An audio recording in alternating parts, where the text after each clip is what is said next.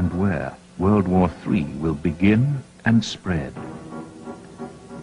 I am shown that in the very near future, Islam will rise like a lion throughout the world, and that a new war will break out in the Middle East, even bloodier than the war that was fought against Saddam Hussein.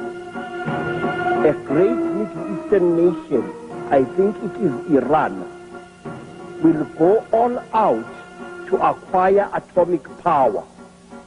Iran will buy terrible substances from China, substances by which you can create atomic power stations, substances by which also you can create atomic bombs and other hideous weapons of that kind.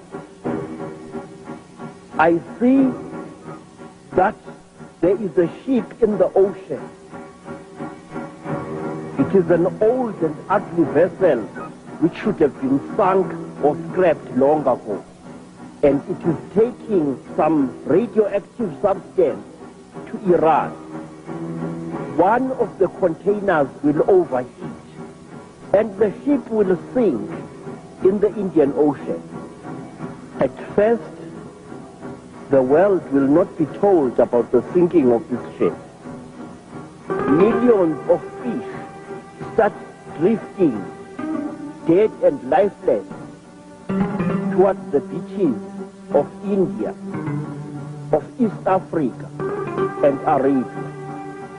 And the first inkling of this disaster that humanity will have will be when starving people in India and other countries nearby, they will eat this fish and they too will die. And it will be only then that the world will be aware. People of the news will go to India to look into this disaster, and they will discover that many organizations were responsible for covering up this tragedy. In many parts of the world, people shall start eating each other.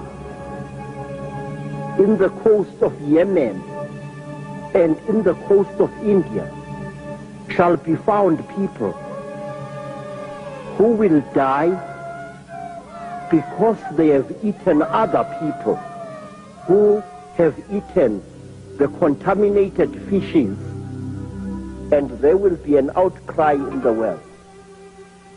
And the violence and the warfare will spread not only in the Middle East, but also throughout North Africa. There is a young man, his eyes burn like those of a god.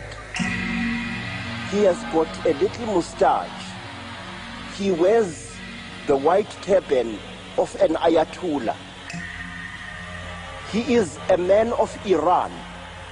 He is the man who, within the next 20 years or so, will shake the world to its foundations. He is at present in his late teens or early 20s. He is a great admirer of Saddam Hussein, and at one time they once met. This man is the man about whom many prophets have spoken in the past. Some call him the Antichrist.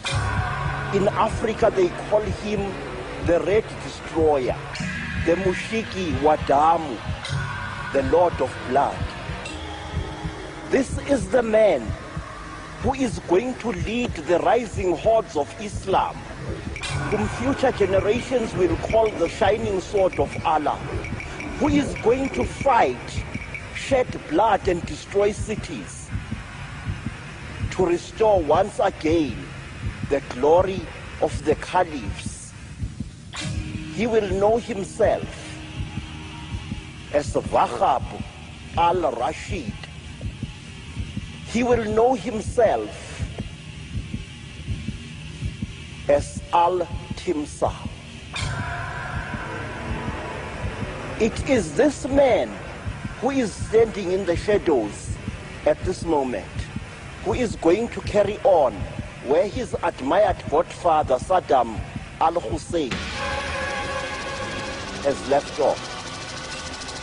I wish the leaders of the United States should be aware of the existence of this man, because as they are humiliating and ill-treating the Muslims, they are only giving strength to this man who's going to stand in a battle tank above the ruined cathedrals of Christendom in Greece, who is going to extend the influence of the Lord Muhammad from the western shores of India to the rock Jebel al-Tariq, Gibraltar. And against his anger and against his might, not even the mightiest hydrogen bombs will prevail. Salam alaikum, al-Khalif, al-Saif, ul-Allah, sword of God.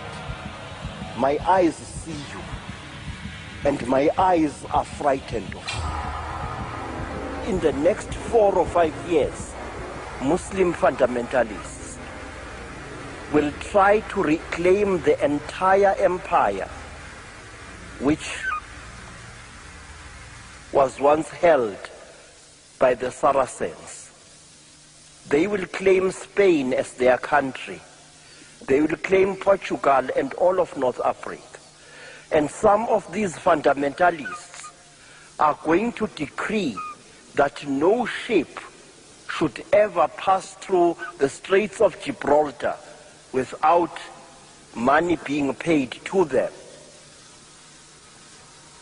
This dangerous movement will be based in the country called Morocco or Algeria.